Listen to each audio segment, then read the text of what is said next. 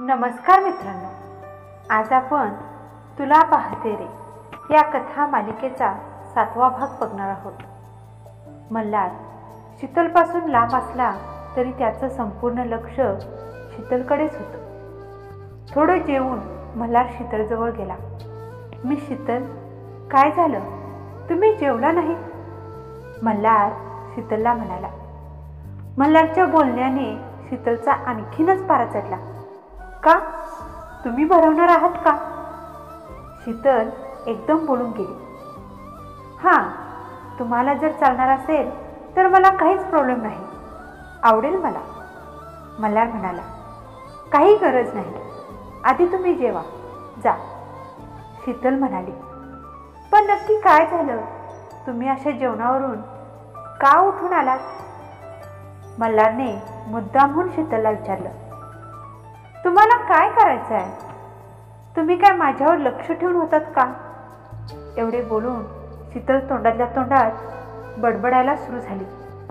एक तर blue shirt घालून यायची काय गरज होती? त्यामुळे एवढे सुंदर दिसत आहात की बाकीच्या मुली काहीही बोलायला लागलेत. मूर्ख मुली कुठल्या. मल्हारला थोडं ऐकायला गेलं होतं, पण जणू काहीच ऐकलं नाही असं भासवत तरीही हसू आवरत, काही म्हणालात का मिस शीतल? म्हणून शेवटी मल्हारने शीतलला विचारलंच. आईला परत धडधड होते. याने माझं नाव घेतलं. शीतलला काय होतंय हेच तिला कळेना. चेहऱ्यावर आलेली केसांची बट बाजूला करत शीतलने नजर खाली झुकवली.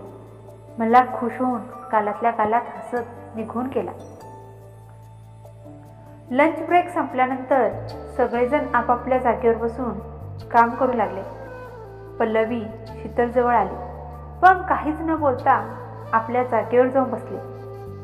आज शीतल अशी का वागते? तिला मल्हार सर आवडतात का? आणि आवडत जरी असले तरी ती सांगणार आहे थोडीच. या अगोदर शीतल अशी कधीच वागली नव्हती. आज काही करून तिला विचारायलाच हवं. पल्लवी मनातल्या मनात विचार करू लागली. इकडे मल्हार खूप खुश होता. शीतलचे तोंडातल्या तोंडात बोलणं ऐकलं होतं. त्यावरून त्याला एवढं समजलं होतं की त्या मुली माझ्याबद्दल जे बोलत होत्या ते तिला आवडलं नाही. म्हणजे शीतलला मी आवडतो का? थोड्या वेळानंतर मल्हारने ऑफिस बॉय समीरला बोलवलं. समीर, 2 चहा घेऊन ये. एक माझ्यासाठी आणि समोरच्या टेबलवर ज्या मॅडम बसल्या आहेत त्यांना दे. मल्हारने समीरला सांगितलं. कोण? शीतलताई यांना द्यायची का? काय म्हणालास? शीतलताई? मल्हारने हसत हसत समीरला विचारलं. सर, त्या ताई खूप चांगल्या आहेत. त्यांनीच मला ताई म्हणून बोलवायचं असं सांगितलं आहे. त्यासुद्धा मला समीर दादा म्हणून बोलवतात. एवढे बोलून समीर चहा आणण्यासाठी निघून गेला. समीरच्या बोलण्याने मल्हारला तर हसूच आवरत नव्हतं. मल्हारने पुन्हा एकदा बाहेर पाहिलं. किती गोड आहेस ग तू. एखाद्याला लगेच आपलंसं करून घेतेस. म्हणूनच तर मला तू खूप आवडतेस. मल्हार शीतलकडे बघून स्वतःशीच बोलत होता. समीरने शीतलला जाऊन चहा दिला. खरं तर शीतलला चहाची खूप गरज होती. तिने काहीच खाल्लं नव्हतं ना, त्यामुळे. थँक्यू समीर दादा. तुम्हाला कसं कळालं मला चहा हवा आहे म्हणून? शीतलने समीरला विचारलं. ताई, ते मल्हार सरांनी तुम्हाला चहा बिस्किट द्यायला सांगितलं. समीर बोलताच शीतलला एकदम ठसकाच लागला. काय? सरांनी सांगितलं? शीतल एकदम आश्चर्यचकित होऊन बोलली. हो ताई. म्हणून समीर तिथून निघून गेला. शीतलने तिरक्या नजरेने मल्हारच्या केबिनकडे पाहिलं, पण केबिनमध्ये मल्हार तर नव्हताच. मल्हार केबिनमध्ये शीतलला दिसणार नाही अशा ठिकाणी उभा राहून तिला बघत होता. शीतलला वाटलं मल्हार केबिनमध्येच नाही, म्हणून तिने लगेचच चहा बिस्किट संपवलं. शीतल चहा बिस्किट घेताच मल्हार परत आपल्या जागेवर येऊन बसला. कारण मल्हारला चांगलंच माहिती होतं की तिने जर त्याला पाहिलं असतं तर तिने चहा बिस्किट खाल्लंच नसतं. शीतलने पुन्हा एकदा केबिनकडे पाहिलं तर मल्हार तिच्याकडे बघून गालातल्या गालात हसत होता. त्याच्या चेहऱ्यावरचं स्माईल बघून तिच्याही नकळत तिच्या चेहऱ्यावर स्माईल उमटली. शीतलने ही त्याला स्माईल केली, पण मल्हार एवढा खोडकर होता की त्याने लगेचच तिला डोळा मारला. मल्हारने तिला डोळा मारताच शीतलच्या चेहऱ्यावरचे स्माईल जाऊन रागाचा पारा चढला. शीतलने मल्हारकडे एकदम रागाने पाहिलं आणि खाली मान घालून आपलं काम करायला लागली. ऑफिस सुटायची वेळ झाली तसं शीतल आणि स्वप्नील जय सरांना रिपोर्ट करायला गेले. जय कामाची फाईल बघून खूप खुश झाला. कालच्या कामाची अपडेट त्याने मल्हारकडून ऐकली होती. ऑफिस सुटायच्या वेळेस मल्हार त्यांच्या ऑफिसच्या नवीन साईटवर गेला होता. त्यामुळे आज जयलाच त्यांच्या कामाची अपडेट घ्यायची होती. शीतलचं चोख काम आणि समजवण्याची पद्धत बघून जय खूप खुश झाला होता. जय मनातून शीतलवर खूप खुश होता आणि मल्हारसाठीही. ऑफिस सुटल्यानंतर शीतल आणि पल्लवी घरी जायला निघाल्या. वाटेत पल्लवीने शीतलला बऱ्याच वेळा विचारण्याचा प्रयत्न केला, पण प्रत्येक वेळी शीतलने तो विषय मात्र टाळला. रात्री शीतल आजच्या संपूर्ण दिवसाचा विचार करत होती. हे सगळं काय चाललंय माझं? काय होतंय? मला तो माकड, तो सर्किट मला आवडू लागलाय का? पण मला असं नाही करून चालणार. मी त्याच्यात गुंतत चालले. आजपासून मला त्याच्यापासून लांबच राहायला हवं. मी असं काहीच करणार नाही की माझ्या बाबांची मान खाली जाईल. काही झालं तरी मला त्याच्यापासून लांबच राहायला हवं, नाहीतर मी त्याच्यामध्ये आणखीनच गुंतत जाईन. विचार करत शीतल केव्हा झोपली हे तिलाच कळलं नाही. असेच काही दिवस निघून गेले. पल्लवी आणि शीतल ऑफिसमध्ये चांगल्याच रुळल्या होत्या. शीतलने आपल्या कामातून दोन्ही सरांची मनं जिंकली होती. सरांनी प्रत्येक दिलेली कामं शीतल वेळची वेळी पूर्ण करत होती. मल्हारचं मात्र चिडवणं, शीतलचं राग करणं, तिच्याही नकळत तिची काळजी घेणं, तिचं मुद्दाम पण त्याच्यापासून लांब राहणं, त्याचं कोणाच्या तरी आडून तिच्या सौंदर्याचं कौतुक करणं, तिचं मुद्दामून चेहऱ्यावर राग दाखवणं पण मनातून खुश होणं, त्याचं केबिनमधून तिला पाहणं, तिचंही चोरून चोरून त्याला पाहणं. मल्हार एखाद्या वेळी ऑफिसला नाही आला किंवा लेट झाला तर तिचं चिडचिड होणं, हे सगळं चालूच होतं. आता शीतल आणि पल्लवीला जॉईन होऊन 1 महिना झाला होता. मल्हार शीतलमध्ये पूर्णपणे गुंतला होता. शीतलही मल्हारमध्ये गुंतली होती. तिलाही मल्हार आवडू लागला होता, पण ती मान्य करायला तयार नव्हती. शीतल मल्हारच्या केबिनमध्ये काहीतरी कामासाठी आली होती. शीतलने मल्हारला फाईल दिली. मल्हार अगदी मन लावून ती फाईल बघत होता. शीतल एकटक मल्हारला बघत होती. शीतलच्या चेहऱ्यावर एक वेगळंच समाधान होतं.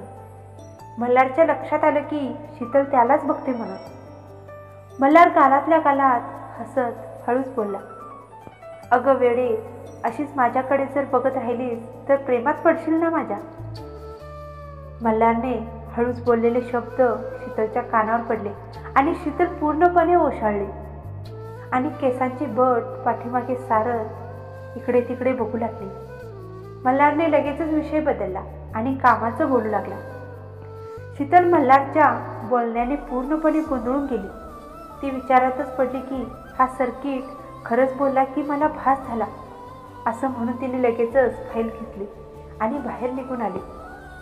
मला तिच्या पाठमोऱ्या आकृतीला बघून तिच्याकडे बघून हसतच राहिला. किती गोड आहे ही यार, स्वतःशीच बोलू लागला. आज जयने सगळ्या स्टाफला एकत्र बोलवलं. आपल्या कंपनीला खूप मोठा प्रोजेक्ट मिळालेला आहे आणि आपल्याला हे काम लवकरात लवकर कंप्लीट करायचं आहे. आपल्याला आपल्या कामातून 100% रिझल्ट द्यायचा आहे. चुका कमी आणि काम जास्त करायचं आहे. तुम्ही जर मदत केलात तर हा प्रोजेक्ट आपण लवकरात लवकर कंप्लीट करू शकतो. जय प्रोजेक्ट विषयी सगळ्यांशी बोलत होता. यस सर, आपण हे करू शकतो आणि आपण करूया, सगळे मिळून एकत्र बोलले. पण यासाठी सगळ्यांना 1 तास जास्तीचे काम करावे लागेल. चालेल ना तुम्हाला? जयने सगळ्या स्टाफला विचारलं. हो चालेल सर, दीपा मॅम सगळ्यांच्या वतीने बोलल्या. शीतलच्या मोबाईलवर 4 मिस कॉल येऊन गेले होते. शीतलचा मोबाईल सायलेंट असल्यामुळे तिच्या हे लक्षातच येत नाही. पण जेव्हा ती बघते तेव्हा तिने लगेचच कॉल बॅक केला. हॅलो बेबी, कसा आहेस? हो सॉरी, असा रागवू नको ना. मी स्वीटहार्ट आहे ना तुझी, प्लीज बोल ना. शीतल फोनवर बोलत होती तेव्हा मल्हार तिथूनच पास झाला होता. शीतलचं सगळं बोलणं त्याच्या कानावर पडलं. शीतलचं बोलणं ऐकून मल्हार बिथरला. शीतलचं बोलणं ऐकून एकदम शॉकच झाला. तिच्याकडे बघतच राहिला. मल्हार केबिनमध्ये आला आणि डोक्याला हात लावून बसला. मल्हारला शीतलला गमावण्याची खूप भीती वाटू लागली. तो बेबी कोण असेल, तिचा बॉयफ्रेंड की होणारा? मल्हारने रागाच्या भरात जोराचा टेबलवर हात मारला. तशी टेबलची काच फुटली आणि आवाज बाहेरपर्यंत गेला. शीतल धावतच आत आली. मल्हारच्या हातातून रक्ताच्या धारा वाहत होत्या आणि त्याच्या डोळ्यांमध्ये खोल समुद्रात आसवांची दाटी झाली होती. शीतल आतमध्ये येताच मल्हारने डोळे पुसले, पण पुन्हा त्याचे डोळे भरत होते. त्याने कसे तरी करून डोळ्यातले अश्रू थांबवले. शीतल सर म्हणत मल्हारचा हात धरायला गेली, पण मल्हारने आपला हात पाठीमागे घेतला. शीतलने मल्हारकडे लक्ष न देता शेवटी मल्हारचा हात हातात घेतला आणि त्याच्याकडे पाहिलं तर त्याचे डोळे भरलेले होते. त्याचे डोळे भरलेले बघून तिच्याही डोळ्यात पाणी भरलं. मिस शीतल, जा तुम्ही, मल्हार रागातच शीतलला म्हणाला. तेवढ्यात समीर तिथे आला. शीतल मल्हारच्या लागलेल्या हातावर फुंकर मारत होती. बरं झालं समीर दादा, तुम्ही आलात. लगेच फर्स्ट एड बॉक्स घेऊन या, शीतल समीरला म्हणाली. समीरने लगेचच ड्रॉवरमध्ये असलेला फर्स्ट एड बॉक्स घेऊन आला. तेवढ्यात जय सुद्धा तिथे आला. मल्हार, काय झालं तुला? हे सगळं काय आहे? जयने मल्हारला विचारलं. मिस शीतल, तुम्ही जा, मल्हार तिच्या हातातून आपला हात सोडवत बोलला. शीतल भरलेल्या डोळ्यांनी मल्हारला बघतच राहिली. मिस शीतल, जा तुम्ही, जय म्हणाला. ओके सर म्हणत शीतल बाहेर आली. आत्तापर्यंत सगळेजण मल्हारच्या केबिनच्या बाहेर जमले होते, पण जयने एक नजर टाकताच सगळेजण आपापल्या जागेवर जाऊन बसले. शीतल डोळे पुसत आपल्या जागेवर येऊन बसली. पल्लवी शीतलजवळ गेली. ए शीतल, काय झालं? पल्लवी शीतलला म्हणाली. अगं बघ ना, त्यांना किती लागले आहे. काय झालं आहे समजतच नाही. रागातच त्यांनी त्यांचा टेबल फोडला. शीतल रडतच पल्लवीला म्हणाली.